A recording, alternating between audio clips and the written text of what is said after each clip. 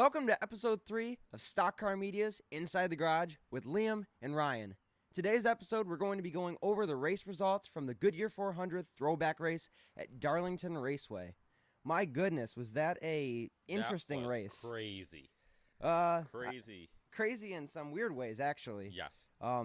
Not the excitement I really would have imagined to see at Darlington. Mm-hmm. Last year had some pretty good races there. In fact, they had 3. But Martin Truex Jr., he's looking like a real playoff contender right now. And he's very big.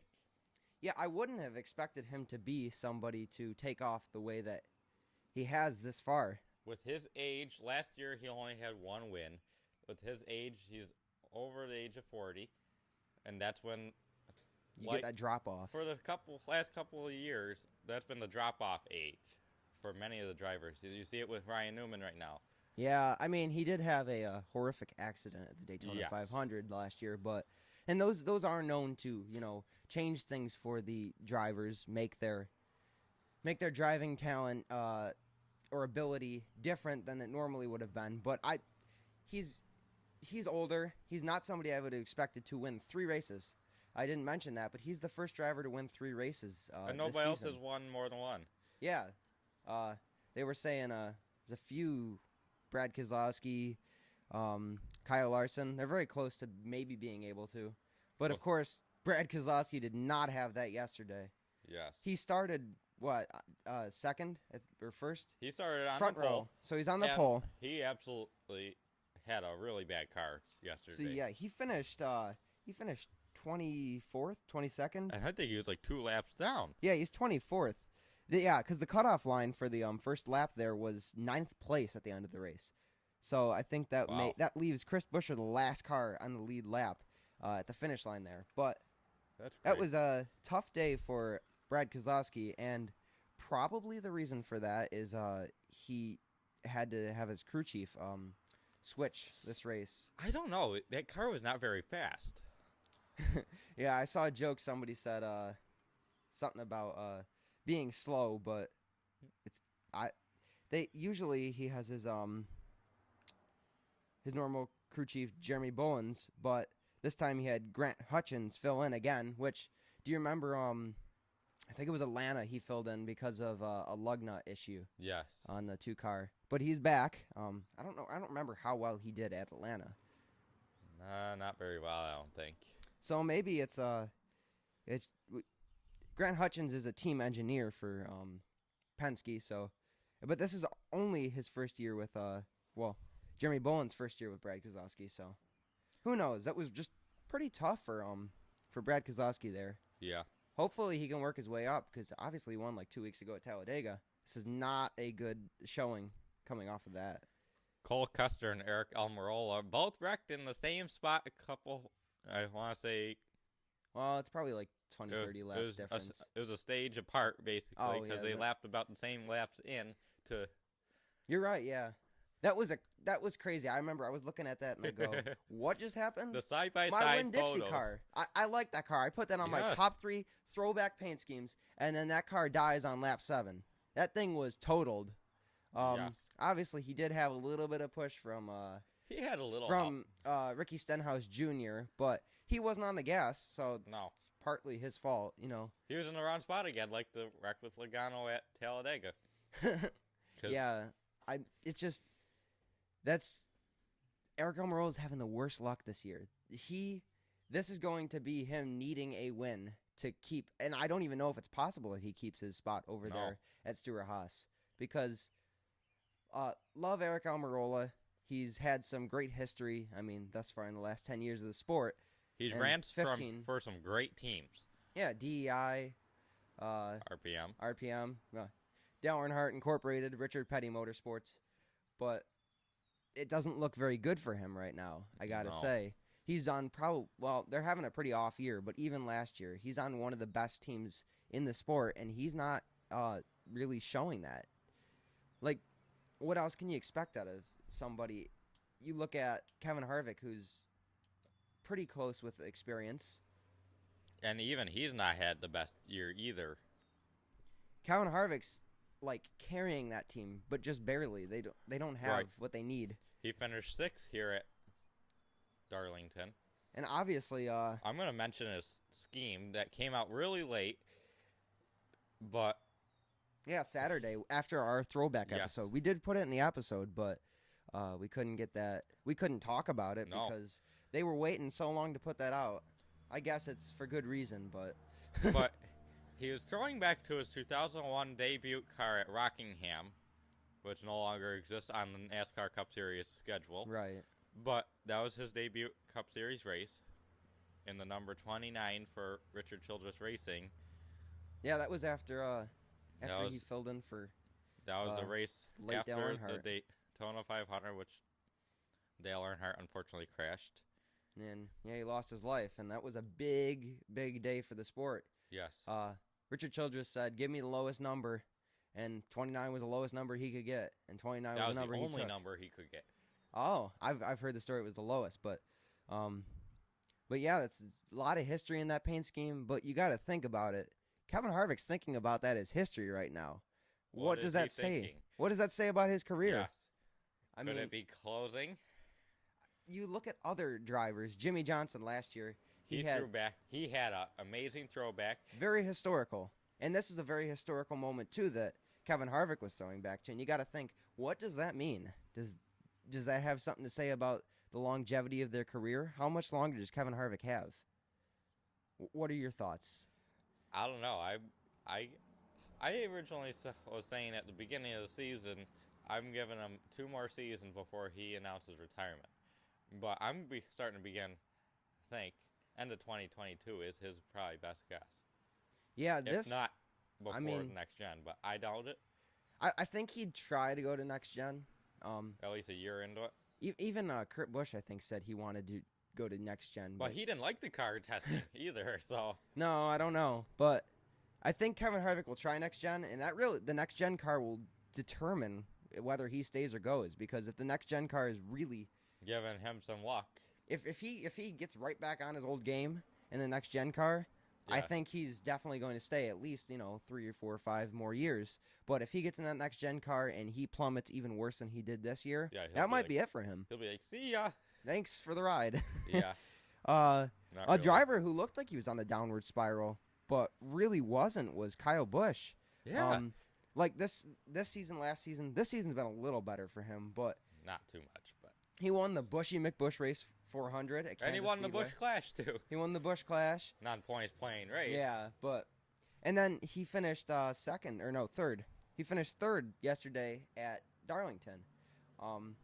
Questionable paint scheme, but that doesn't really play into how well you race. Exactly.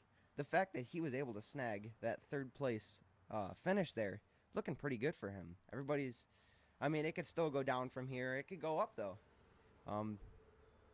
It's been very unpredictable for him. And So, yeah, we got to keep an eye on Harvick.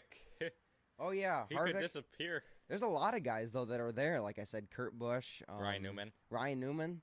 Ryan Newman wants to win. He wants to win a championship, but the likelihood of that happening is probably pretty low.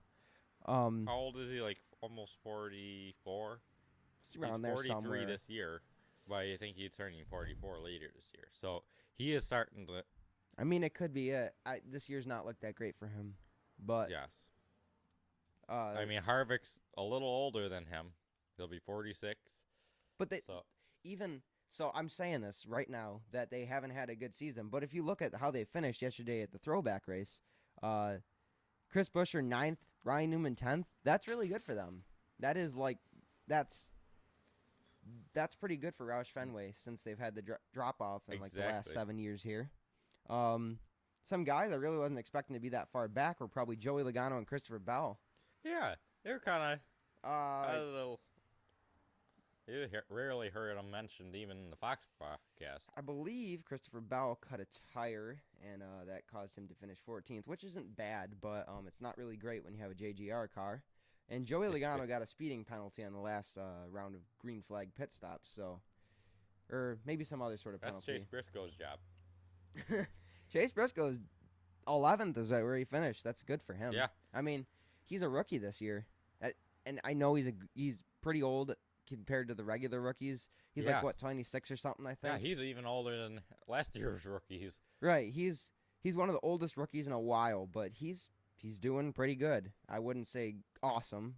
No. But he's probably the second best Stewart-Haas car right now, and that says a lot because it shows in the finish this week. Yeah, because I'll run down the Stewart-Haas finish. Kevin Harvick finished in 6th. Chase Briscoe in 11th. Cole Custer, 26th. And Eric Almirola, dead last in 37th. Yeah, cool. Well, because he's the first car to DNF. Yeah. And we only had 4 DNFs. That would be Eric Almirola, Cole Custer, Kurt Busch, and Cody Ware. Cody Ware is not that much of a surprise, but the other 3, those are kind of a surprise. Kurt Busch, he started on fire. He started, what was it, like 2 or 3 weeks ago? Too. There were flames coming out of that car. Yeah. Honestly, that's probably the coolest I've seen the monster car. Yeah. And Mike Joy said on the broadcast, it was a throwback to last week. It's not a throwback to really any time. No. That's funny, though. But he finished 35th, and that was lucky because there really weren't that many entries this race. But another name that you can't just forget about is William Byron. 10 top 10s. That's crazy. That's nuts. I agree. I mean, like I read somewhere that that's the most, or the youngest driver to score 10 top 10s in a row ever, I'm assuming. That's pretty wild. Mm-hmm. You can't just you can't gloss over that. He's probably, I would at least suspect that he goes to round of 8 if he continues what he's doing in the playoffs. He will eventually become a NASCAR Cup Series champion if he continues. That's a hot take. Yeah. I mean, I'm going to go that way because, honestly, he's young enough. He'll have enough experience. I would be surprised if it's this year, but... Right. Further down the road, you can't count it out. I didn't plan on Chase Elliott winning the championship last year, but... No, I didn't either. There were some bigger names there. I was really kind of expecting Keselowski to take a second, but whichever way it went, I really wasn't going to be that upset. All those guys were kind of searching for a championship. Denny Hamlin's always made it to the round before, but he's never done anything with it. Always. So you can never really count on him. Right. Eric Jones, too. Yeah, he had a disappointing day. He unfortunately cut a tire. Well, I mean, last year I would have said that this could have been his race to win. He's won here before. Yeah. But like we were saying about those guys out there searching for a championship, it's looking a little further away now. Yeah, exactly. I like Eric Jones, but his move to Richard Petty Motorsports hasn't been proving that great. And yesterday it was a cut tire, which really sent him back. But he was working his way up the field before he cut his tire. He's really pushed down his statistics there because his stats before was he scored top 9 or better in all of his starts there for his finishes. Yeah. So that's kind of unfortunate for him because he's good at Darlington. We saw him win the Pro Invitational iRacing, so yeah, you got to take it with a grain of salt there. But exactly, like I've watched iRacing; it's not the same thing. No, but that's just I don't know. It's Eric Jones is having a little bit of a tough time this season starting off. From a Toyota to Chevy is a little tough with the equipment wise, though. Yeah, it's just he's kind of up there with what Elliott and Blaney are doing. Blaney's won obviously, but this race they kind of fell back from. And Elliott is having a awful time this year, coming off of his championship season. Mm-hmm. He's got that going for him that he just came off his championship season, but nothing else. He's probably the worst driver over Hendrick right now. You got a road course coming up, so. Yeah, I mean, you can't count him out there, but it's brand new, so. It'll be interesting to see who wins it. Circuit of the Americas? Circuit of the Americas, yes. COTA, that's what they call it. That's funny. It's Austin, Texas. I don't know. I've just really brought it to my attention. F1 races there a lot. Mm-hmm. It's a funny F1, IndyCar.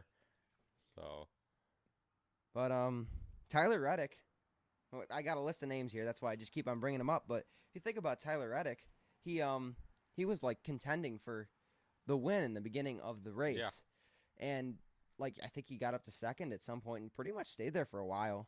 But he finished 12th. his points for the day got him up in the top 16 in points. So yeah, so now he's in the playoffs. Well, he's in not the locked playoff in. field right now. Playoff field, right? As long as that top 16 stays the same, he's in the playoffs. But I mean, that's like a trend you can't really ignore here. No. He's every week done pretty decent in the beginning of, well, not every week, but there's a lot of these races that he's come to. He's done really decent at the beginning and then just drops off at the end. What's that about? I think it's just how he must not have like a good long run car. He has a good short run car where he's just collecting the stage points. Well, I'd agree that's what RCR's got right now. Yes. You know, eventually he'll be better, or he'll be the better RCR car or driver if he stays with RCR for a decent amount of time.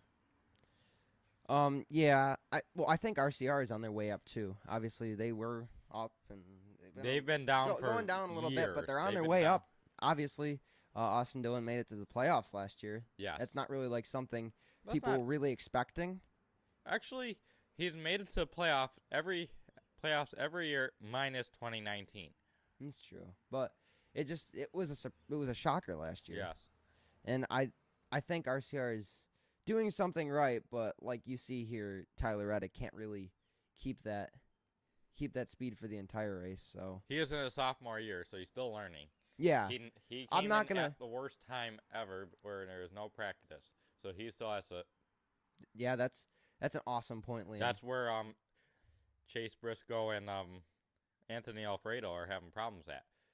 Yeah, I think we need to get that practice and qualifying back. I don't know about, they had 5 practices before. Supposedly it's coming back in 2022, but I don't know. I'm still a little I feel weary about their ability to keep that decision going, right? Right. Because they don't always agree on everything. They might say one thing and redact it in the future here, but exactly. I think we need that back. And like you said, Tyler Reddick, he's only in his sophomore year, so it's a little too much criticism that I'm throwing at him. And I do understand that. I wasn't hearing myself at first, but you got to give him a little more, respect for the amount of effort he has to put in right now to get where he's gotten. He's doing great for what he's had. I think I just about covered every name on the race review, minus Denny Hamlin, but we all know he just keeps on getting top 5s, top 10s, and he just can't score the win, interestingly enough.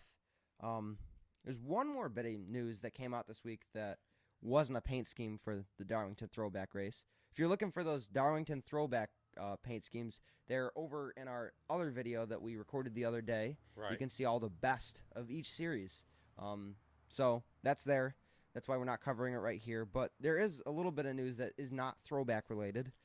That's that Dal Jr. is going to make his annual, well, at least now annual return to racing at the Go Bowling 250 at Richmond Raceway on September 11th, 2021. Bowling was at Watkins Glen. Yeah, not anymore, I guess.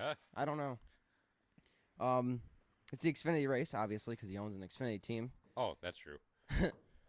But he's going to have sponsorship from Unilever with their paint scheme that says United for America. And it's kind of significant because it's on 9/11 there. Yes. And this will be 20 years. Yeah, it's him honoring. I think he said that he's not giving up his promise to never forget. So that's cool that he's coming back. He does that yearly now at this point. Annually. Yep. But now it's kind of cool. It's got a little bit more meaning to it. Unilever's been by his side for a lot of these, so yeah, they're very helpful in his endeavor to come back to racing every so often. But it's a pretty wild race. And you give Martin Truex Jr. a car, he's going to run with it. We've seen that all year. I think I saw a little joke somewhere that his actual dominance in this race was more of a throwback to Furniture Row than his paint scheme was. Right. The paint scheme was pretty far off. Yeah, he led, just a small kind of reference to his dominance. He led 248 laps out of a 293 lap race. That's crazy. He's good at that because I remember on the Coke 600 he led every single lap a couple years back. Yeah, here. That's pretty wild for him. But you think about it, the other cars behind him, Kyle Larson was hard charging. Another week here that he was doing that. He was trying to get that lead from him, but he just couldn't. He was pushing that car to the limits, and you saw him go 3 wide between I think it was Reddick and Newman. Yeah. He just plowed right through it. I was like waiting for I was waiting for a wreck. I'm like, oh man. There he goes. There goes Larson, but here goes a caution. But you can't blame. I mean, yeah, Larson was really trying. You can't blame the package for this race, but yeah, it'll get better. This is the first time they run this here, so just in case you mathematicians did not want to add that or subtract that the laps, Truex did not lead 45 laps of the entire race. Yeah, he led more laps than he didn't. So that was a good race for him. We don't have much more to cover here because we've done 2 videos this week. But be sure to come back next week when we'll bring you all of next week's news, the race results, everything really big that happened in this upcoming week here. If you want to see it as soon as it happens, you can always visit our website, stockcarmedia.blogspot.com. We update that daily, hourly at sometimes. So all the latest news is there.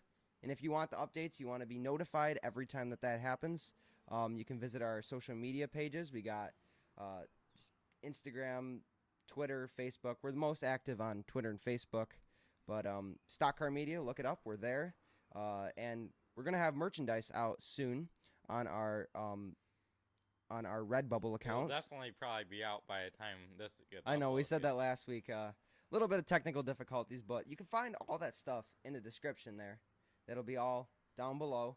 And you can find everything we just talked about. But thank you for supporting us. Thank you for watching this episode. And we hope to see you back next week. Thank you. Bye.